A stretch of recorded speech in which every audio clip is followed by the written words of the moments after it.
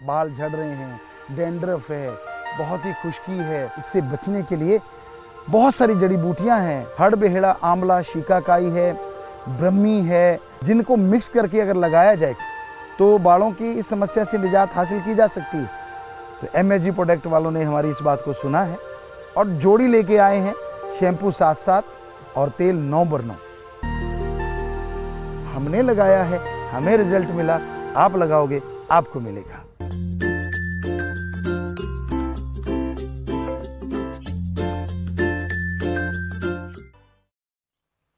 इंसान को दुनिया में उलझाए रखने के लिए काल महाकाल ने जो शक्तियां बनाई हैं, जैसे मन है, काम वासना, क्रोध, लोभ, मोह, अहंकार, इन सब से ऊपर अगर मान के चले तो माया है। माया के 2 रूप हैं, एक जहरा जो दिखने में आता है, यानी एक प्रत्यक्ष और एक अप्रत्यक्ष। प्रत्यक्ष रूप भी दुनिया में तूफान मचा देता है और मचा रहा है। जमीन जायदाद, रुपया पैसा, हीरे जवाहरात मोती, ये सब माया के रूप हैं और ये सब के सब इंसान को चक्रघिनी बनाए हुए हैं। आज जिसे देखो दौड़ रहा है, जिसे देखो भाग रहा है, रातों की नींद उड़ी हुई है, ठगी, बेईमानी, भ्रष्टाचार के नए नए तरीके खोज रहा है। किस लिए? माया के लिए। क्या लोग यह नहीं जानते कि यह माया कभी किसी के साथ नहीं गई? संसार में हर किसी को मालूम है कि यह पैसा कभी किसी के साथ नहीं जाता। आप जो हमारी बात सुन रहे हैं, जरा ध्यान से सुनिए। आपके माता पिता, दादा दादी जो आज इस दुनिया में नहीं हैं, जब वो इस दुनिया से गए तो क्या उनके साथ कोई पैसा गया? जो उन्होंने बनाया था सब का सब यहीं धरा धराया रह गया। किसी के पास जितना भी साजो सामान था वो साथ नहीं गया, जिसके पास भी जो भी था सब यहीं रह गया। और तो साथ क्या जाना है, इंसान के जो कपड़े पहने होते हैं वो भी उतार लिए जाते हैं। अजी छोड़िए कपड़े, क्या जिस चारपाई पे आदमी लेटा होता है उस चारपाई से उसे उतारते हैं और धड़ाम से नीचे रख देते हैं। हमने लोगों से पूछा आप ऐसा क्यों करते हैं, तो कहने लगे मुर्दा चारपाई पे नहीं रहता, उसको तो धरती पे सुलाया जाता है। किसी को कोई बात नहीं आई। हमारे नजरिए से मुर्दे को धरती पे इसलिए लिटाया जाता है ताकि जिंदा लोगों को समझ आ जाए कि साथ कुछ जाने वाला नहीं। अरे जो चारपाई, जो गद्दे आपको बहुत अच्छे लगते हैं, जब तक जिंदगी है तो है, और जैसी मौत आएगी तो धरती बिछोना होगा, आसमान ओढ़ना होगा। और यही हकीकत है। मुर्दे को नहलाया जाता है किस लिए? हमने लोगों से पूछा, बुजुर्गों से पूछा, चलो कोई रीति रिवाज होगा, किसी ने कुछ नहीं बताया। हमने कहा फिर मुर्दे को नहलाते क्यों हो? हमारा जो नजरिया, हमने जो देखा, मुर्दे को नहलाने के बहाने एक तो अच्छे कपड़े उतर जाते हैं, दूसरा हाथों में अंगूठियां हो, गले में कोई चैनी हो, तागड़ी हो, वो उतार ली जाती, बहाना है। हमने लोगों से कहा आप मुर्दे को नहला रहे हैं, इसकी कौन सा बारात निकलनी है? दूसरी बात, चलो नहला रहे हैं तो इसके सारे आभूषण क्यों उतार रहे हैं? घड़ी उतारे जा रहे हैं, कह लेंगे इसमें पानी डल जाएगा। हमने कहा डलने दो, मुर्दे ने कौन सा टाइम देखना है, जब उसमें खुद में ही ऐसा हो गया। लेकिन असलियत बात यह है कि वो साजो सामान उतार लिया जाएगा, वो बाल बच्चों के काम आएगा। बड़े लोग उसको दान देके अपनी वाहवाही लूटेंगे। तो इसलिए ये हकीकत है, यह सच्चाई है कि साथ कुछ जाने वाला नहीं, ये माया के खेल हैं। जो कुछ नजर आता है सब खत्म होने वाला है। फिर किसके लिए ठगी बेईमानी करते हो? क्यों किसी का हक मार के खाते हो जब सब कुछ साथ नहीं जाएगा? अजी पैसा नहीं गया, कपड़ा लत्ता नहीं गया, और तो जाना क्या है? आप उनके बेटे बेटियां हैं। जब वो इस दुनिया से रुखसत हो रहे थे, इस दुनिया से जा रहे थे, क्या आप में से किसी बेटे ने या बेटी ने ये कहा कि चलो पिताजी अकेले जा रहे हैं, हम भी साथ हो लें? गया कोई? आपका तो उनसे खून का रिश्ता है। नहीं गया ना, ना ही कोई जाता है। एक समय में अगर कोई मर भी जाए, आत्मा के साथ आत्मा नहीं जा सकती। आत्मा के साथ तो प्रभु अल्लाह वाहिगुरु राम गौड़ खुदा रब ही जा सकते हैं। तो सब कुछ यहीं छूट जाता है, यहीं पे रह जाता है। फिर कलह क्लेश किस लिए? यह है माया का जाल जो भरमाती है, भटकाती है, लड़ाती है, मरवा देती है। आपको एक उदाहरण देते हैं। दो भाई हैं, एक ही मां के गर्भ में पैदा हुए,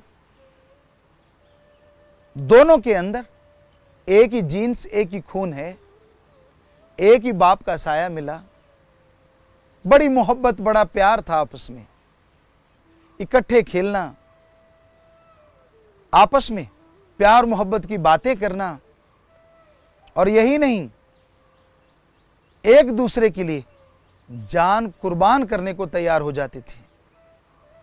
पुराने समय में तो यह देखा गया, अगर एक बीमार हो जाता तो दूसरा उसके लिए दुआ करता। मंदिर, मस्जिद, गिरजाघर, गुरुद्वारा या अपने घर में जाके बैठ जाता, दुआ में हाथ फैलाता, प्रार्थना में हाथ जोड़ता, सजदा करता अपने अल्लाह को, वाहिगुरु गॉड खुदा राम को। हे मालिक, मेरा भाई बीमार है, उसे बचा लीजिए, चाहे मेरी आधी उम्र उसे दे देना। और जब माया जोर डालती है तो क्या होता है? ये तो नॉर्मली जो लोग ईश्वर की भक्ति करते हैं, जिनके अंदर इंसानियत जिंदा है, वो तो ऐसे दुआएं करते हैं जो आपको बताया। पर जब माया प्रभाव दिखाती है तब क्या होता है? भाई बीमार हो गया, दूसरा भाई प्रार्थना करेगा, मंदिर, मस्जिद, गिरजाघर, गुरुद्वारा, दुआ, विनती, या घर में हाथ फैलाएगा, हाथ जोड़ेगा। ये बिल्कुल वैसा ही है जैसे पहले आपको बताया, लेकिन अल्फाज चेंज हो जाते हैं, शब्द बदल जाते हैं। क्या कहते हैं? हे मालिक, मेरा भाई बीमार है, बेचारा कब का दुख सह रहा है, आप तो दोनों जहां के मालिक हैं, ऐसा कीजिए, उसे जल्दी से उठा लीजिए, उसकी सारी जायदाद मेरे नाम हो जाएगी। तो ये अल्फाज बदल गए हैं, शब्द बदल गए हैं। ज्यों ज्यों माया प्रभाव डालती जाती है, त्यों त्यों रिश्ते नाते खत्म होते चले जाते हैं। माया का प्रभाव जबरदस्त है। तो ये है माया का जाहरी रूप, और भी इसके बारे में चर्चा करेंगे। एक है अप्रत्यक्ष। इंसान की आंखों के ऊपर एक माया का पर्दा है। वो पर्दे की वजह से दुनिया में जो कुछ भी झूठ है, ये माया का पर्दा कन्वर्ट करके आदमी को सच दिखाता है, और जो सच है उसे झूठ दिखाता है। साथ कुछ नहीं जाएगा, ये मालूम है, लेकिन फिर भी ये मेरा है, वो मेरा है, ये मैंने अपना बनाना है। दिन रात आदमी इसी में खोया रहता है, उसके लिए लड़ाई झगड़े करता है। और वो भाई जिसके लिए दूसरा भाई जान कुर्बान कर देता था, वो भाई जान का प्यासा हो जाता है। क्यों भाई भाई का कत्ल करने लगता है? क्यों बाप बेटे में तकरार हो जाती है? क्यों होते हैं ये झगड़े? इसका सबसे बड़ा कारण माया है।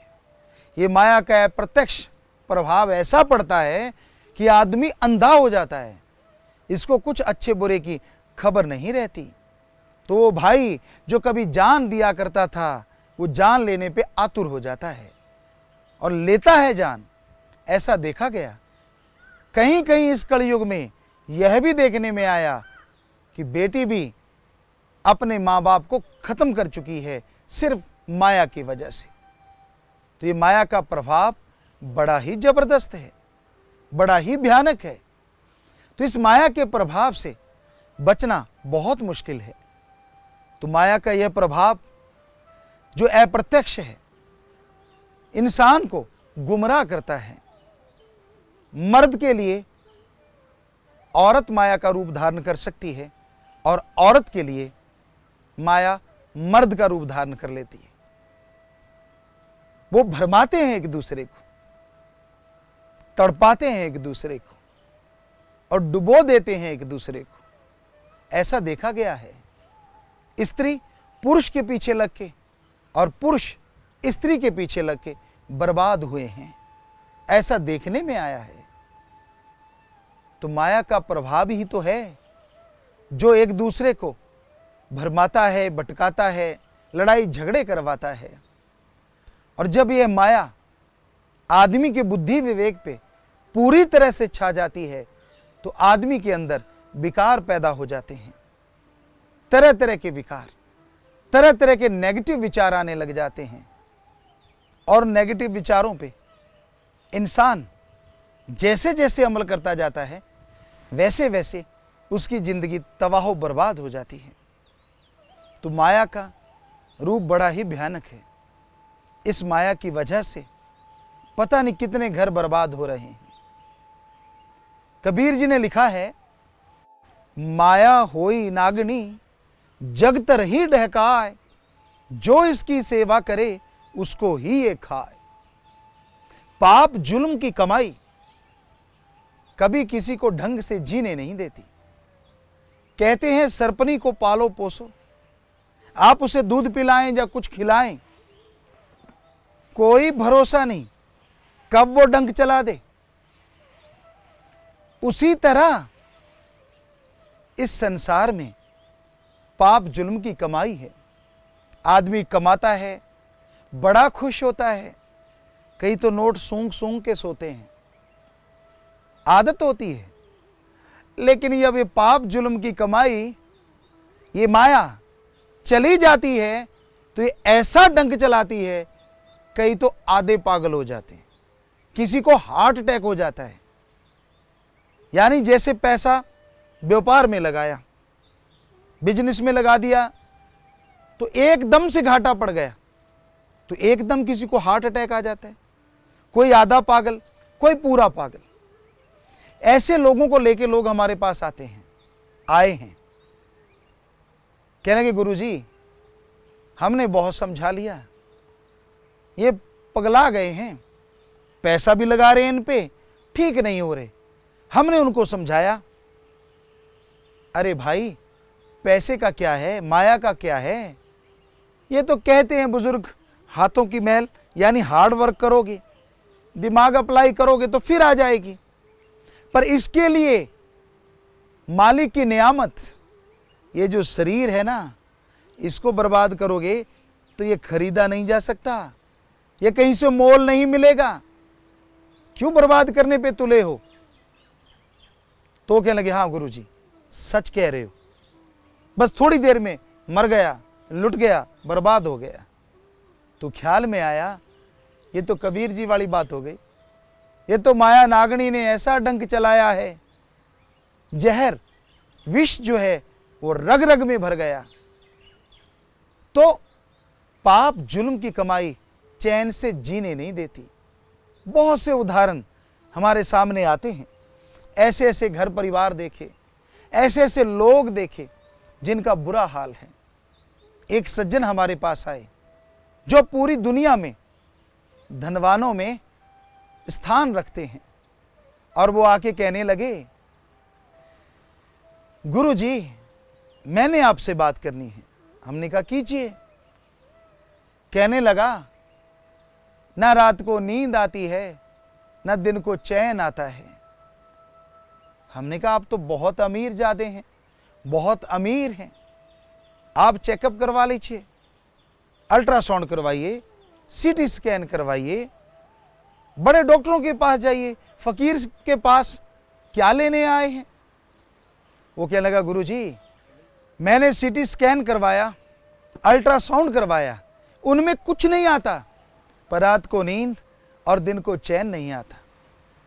हमने उससे बोला तूने गरीबों का खून चूसा होगा, तूने ठगी बेईमानी की होगी, तभी इतना बुरा हाल है। वो कहने लगा कि मैंने जितना भी कमाया यह नहीं देखा कि सामने वाले पे क्या बीत रहा है। मेरा तो एक ही एम था, एक ही लक्ष्य था कि अपने आप को धनवानों की सूची में ऊपर लेके जाना।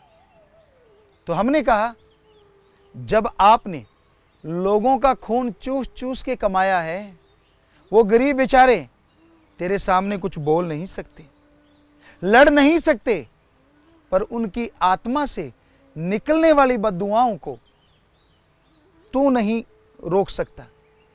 वो बद्दुआएं तेरा पीछा कर रही हैं, वो बद्दुआएं तुझे तड़पाएंगी, सताएंगी। कहने लगा गुरुजी कोई हल है क्या? हमने कहा हाँ हल है। जिस तरह से तूने जुल्म कमाया है, जिस तरह से लोगों का खून चूस चूस के तूने बनाया है, उसी तरह उन गरीबों का भला कर, उनका इलाज करवा, उनके बच्चों को पढ़ा, उनके लिए कपड़े लत्ते का इंतजाम कर।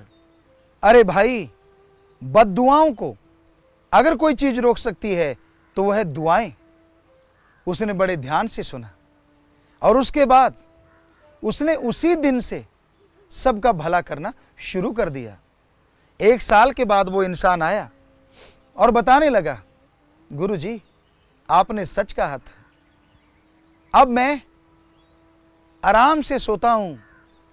पहले ऐसा होता था रात को नींद नहीं आती थी तो मैं इंजेक्शन लेता था, तब नींद आती थी। फिर भी अगर नींद उड़ जाती थी तो यूं लगता था मखमल के बिस्तरों में जैसे कोई बिच्छू डंक मार रहा हो।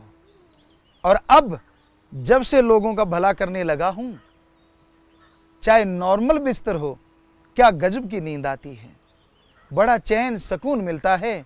आपने सच कहा, अब मुझे दुआएं लग रही हैं। तो यही हकीकत है, यही वास्तविकता है।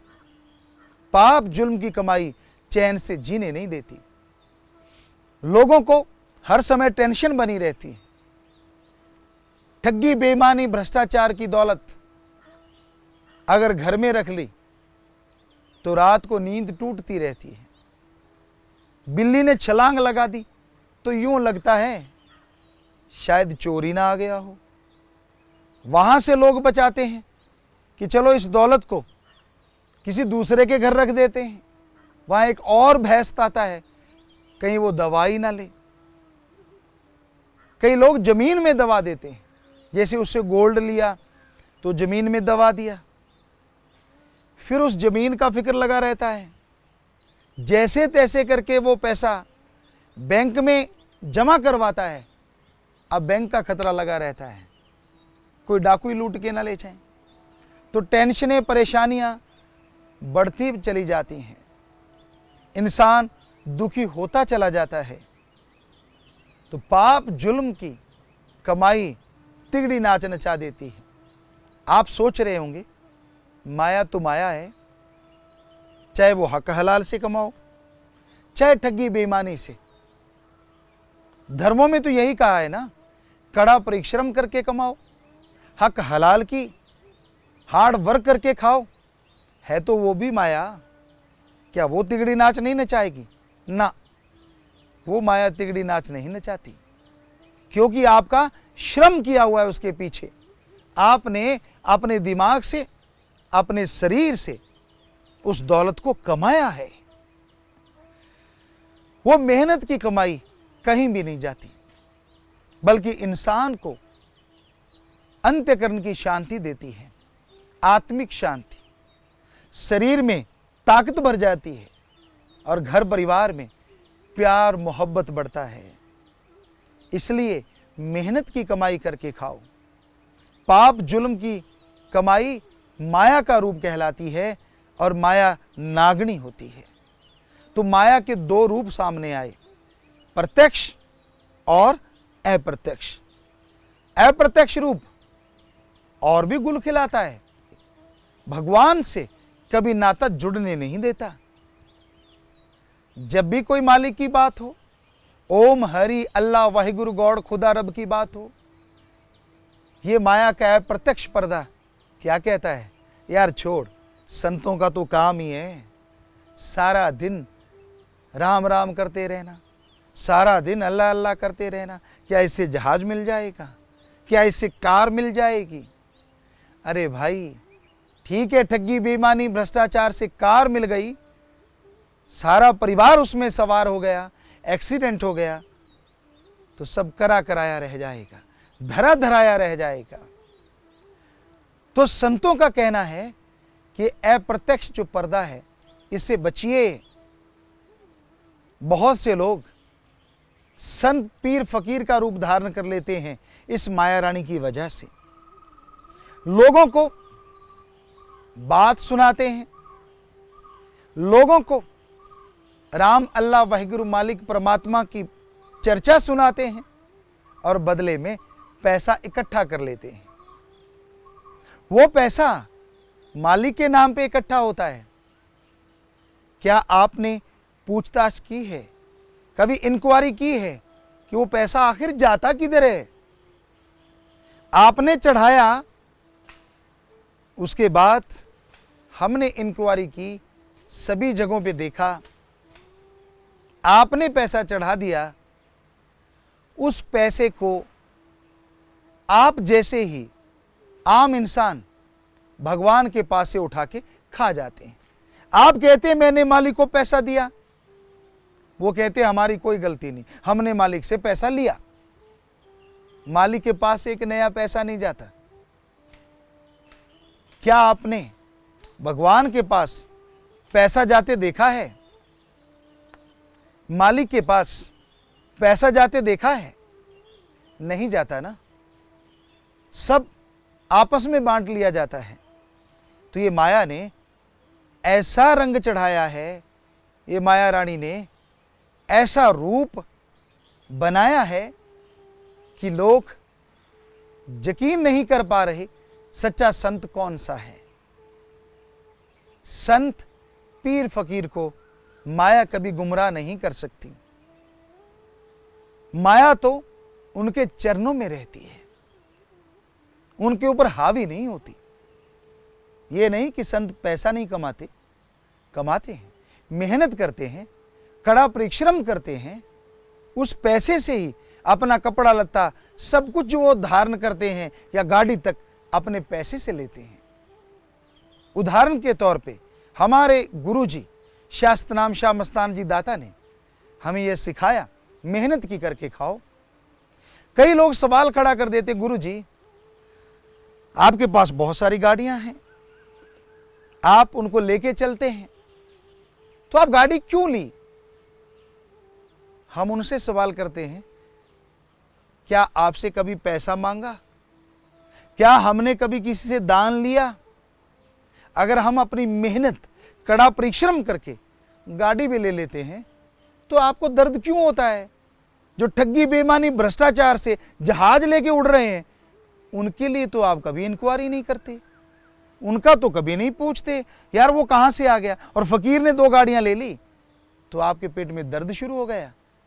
क्या आपसे कुछ मांगा? कभी आपसे कुछ लिया? अगर नहीं तो मेहनत हक हलाल की तो हर कोई खा सकता है, ये तो धर्मों में असूल है। तो संत पीर फकीर ठगी बेईमानी भ्रष्टाचार नहीं करते।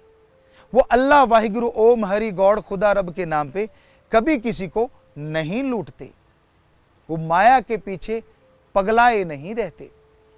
संतों का काम सबका भला करना होता है और माया के बंधनों को छुड़वाना होता है।